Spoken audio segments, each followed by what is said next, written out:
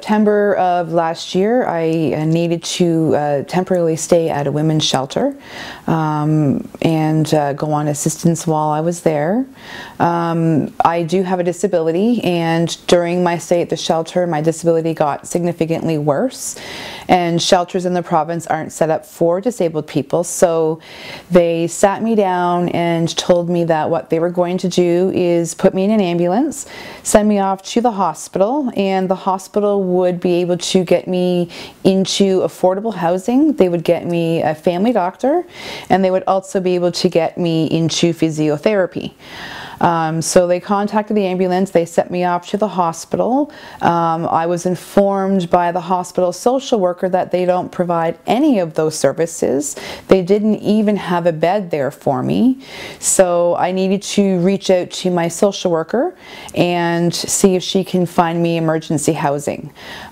She was able to assist me, get me into temporary housing in a hotel, and that is when things started to get really bad.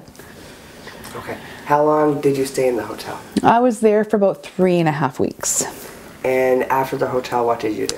Well, I had to be out of the hotel by November 1st, or I would be stuck on the streets again because the shelters wouldn't help me. So I took whatever I could find and afford, and I ended up finding an apartment on 15 Kennedy Drive in Dartmouth. And when did you move into 15 Kennedy Drive? November 1st. November the 1st. Last year, yeah. And do you like where you live? Not at all. It's been a nightmare since day one. There's been cockroaches, elevator breaking down two, three times a week, keeping me a prisoner in my apartment because I can't do stairs and I'm on the top floor. We've had a leak in the kitchen sink. We've had a leak in the roof, which has extended into my bedroom. Broken toilet, leaky windows, a flood in the kitchen, no heat, no hot water, broken fridge. It's just been nightmare after nightmare here. Now, the government told you that they were going to give you a subsidy, so they are helping you here, right?